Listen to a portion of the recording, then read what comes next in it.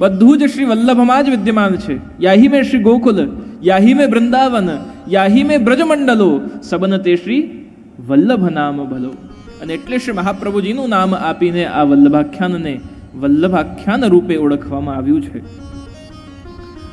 આ વલ્લભાખ્યાનમાં શું વિશેષતા છે? આ વલ્લભાખ્યાન કેટલા છે? આની કેટલી સંખ્યા છે? કોને ખબર છે? 9 છે. નવાખ્યાન અહીંયા શ્રી ગોપાલદાસજીએ પ્રગટ કર્યા. આપણા શાસ્ત્રોમાં આ 9ની સંખ્યાને બહુ મહત્વ આપવાનું આવ્યું છે. 9 નંબર જે છે એ પૂર્ણાંક છે, અને પૂર્ણાંક હોવાથી એની બહુ જ મહત્તા છે. એક બહુ સરસ દોહો છે, અને દોહામાં કહે છે કે ખલ સજ્જન દો એક સમ, ખલ સજ્જન દો એક સમ, અષ્ટ નવ અંક વિચાર. ખલ સજ્જન દો એક સમ, અષ્ટ નવ અંક વિચાર, દુગને તિગુને ચોગુને, ઘટત બઢત એક સાર. સજ્જન અને દુષ્ટ વ્યક્તિ હોય, બંને એક સરખા જ દેખાય.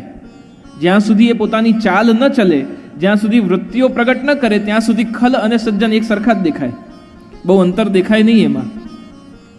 પણ જ્યારે એ વૃદ્ધિંગત થાય, કંઈક કાર્ય કરવા આગળ વધે, ત્યારે એમની વૃત્તિથી ખબર પડે કે આ સજ્જન વ્યક્તિ છે કે ખલ વ્યક્તિ છે. એવું જ કંઈક આ 8 અને 9ની સંખ્યામાં પણ છે. દેખાવામાં પણ બહુ સમાન છે. 8માં 2 મીંડા થાય, અને આમાં ઇંગ્લિશના ન્યુમેરિક્સ તરફ જોઈએ આપણે તો 2 મીંડા થાય. અને એની વેલ્યુમાં પણ બહુ દૂર નથી. 8 અને 9 નજીક નજીક છે. અષ્ટ નવ અંક વિચાર. અને કેવી રીતે? પણ જ્યારે એ ગતિ કરે, એ આગળ વધે, એનો પહાડો બનાવીએ આપણે. ગુજરાતીમાં શું કહેવાય ટેબલ્સને? ગડિયા. ગડિયા. ઇંગ્લિશ મીડિયમમાં ભણ્યા ને એટલે થોડી તકલીફ રહે. તો ગડિયા જ્યારે કરીએ તો આપણે 8નું આજે જરા પાછા મેથ્સ તરફ સ્કૂલમાં કર્યું હશે, એનું આપણે થોડુંક સ્મરણ કરીએ. આજે 8નો ટેબલ બનાવીએ. 8 × 2 = 16, 16. 1 + 6 કેટલું થાય? 7. પછી કરો 8 × 3 24.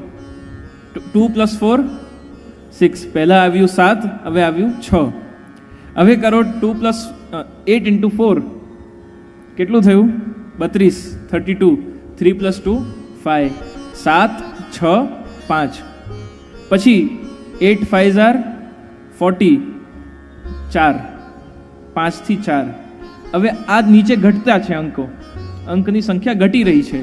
હવે 8 × 6 = 48. 4 + 8 12. પાછું વધી ગયું. એમ ઘટત બઢત એક સાર, જેમાં ઘટ પણ છે અને વધ પણ છે. જે એક સ્થિર રહેતો નથી, જે વધઘટ કર્યા કરે છે જીવનમાં, જે સ્થિરતા જેમાં નથી, એને પૂર્ણ કહી શકાય નહીં.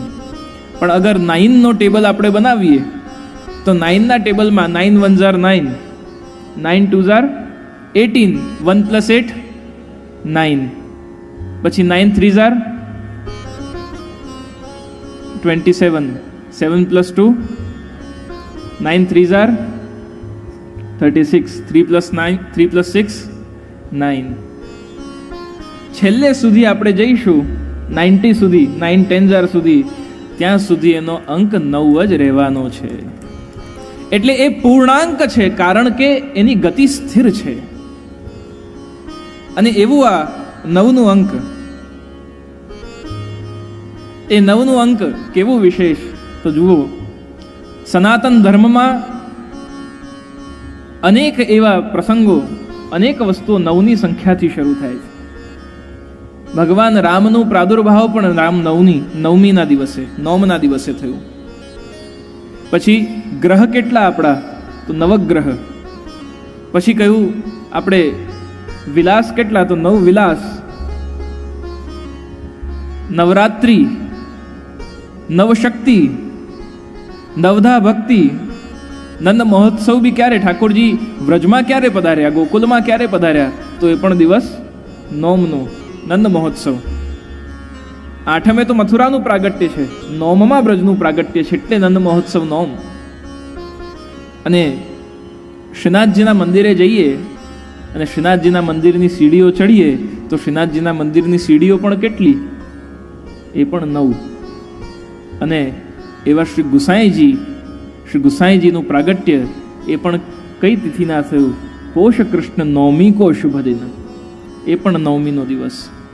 અને ગોપાલદાસજી વલ્લભાખ્યાન ગાતી વખતે એમની ઉંમર કેટલી, તો એ પણ 9.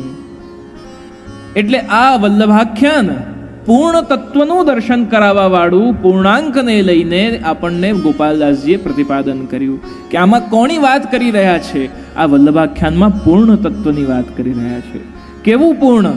પૂર્ણમિદમ પૂર્ણાત પૂર્ણમુદચ્યતે પૂર્ણસ્ય પૂર્ણમાદાય પૂર્ણમેવાવશિષ્યતે પૂર્ણમિદમ પૂર્ણાત પૂર્ણમુદચ્યતે. જે સર્વકાલમાં પરિપૂર્ણ છે, જેમાંથી આ સંસારની રચના થાય છે, અને છતાંય જે પરિપૂર્ણ રહે છે. જેમ અગ્નિમાંથી તણખલા નીકળી જાય તો પણ અગ્નિ પરિપૂર્ણ રહે છે, જેમ સમુદ્રમાંથી ગઢાઓ ભરાઈ જાય તો પણ સમુદ્ર પરિપૂર્ણ રહે છે, જેમ આપણે આ એટમોસ્ફિયરમાંથી શ્વાસ લઈએ છતાંય અહીંયા ઓક્સિજનની કમી થતી નથી, એમ જે પરિપૂર્ણ રહે, સદા સર્વદા પૂર્ણ રૂપે બિરાજમાન રહે એવા પૂર્ણ તત્વ પરબ્રહ્મ આનંદ કંદ શ્રી કૃષ્ણની અહીંયા ચર્ચા વલ્લભાખ્યાનમાં થઈ રહી છે. તો કાલે આપણે સૌએ પ્રથમ એની પંક્તિઓનું આપણે કાલે રસાસ્વાદ કર્યું. આવો એનું થોડુંક પૂર્ણ સ્મરણ કરી અને પછી બીજી તૂક તરફ આપણે વલ્લભાખ્યાનમાં આગળ વધીશું. વંદુ શ્રી વિઠ્ઠલ વર સુંદર નવ ઘન શ્યામ તમાલ. શ્રી વિઠ્ઠલ વર સુંદર નવ ઘન શ્યામ તમાલ. ઓ વંદુ શ્રી વિઠ્ઠલ વર સુંદર નવ ઘન શ્યામ તમાલ. શ્રી વિઠ્ઠલ વર સુંદર નવ ઘન શ્યામ તમાલ. જગતી તલ ઉદ્ધાર કરેવા પ્રગટ્યા પરમ દયાલ. જગતી તલ ઉદ્ધાર કરેવા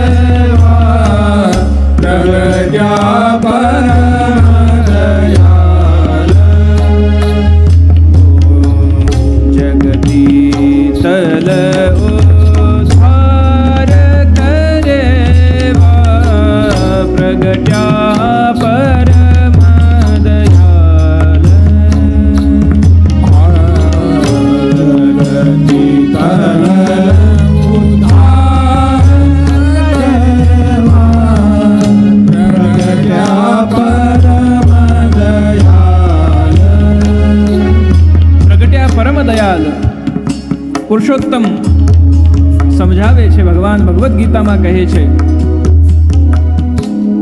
કે મને પ્રાપ્ત કરવો હોય, મને સાધવો હોય તો એ કેવલ ભક્તિ સાધ્ય છે.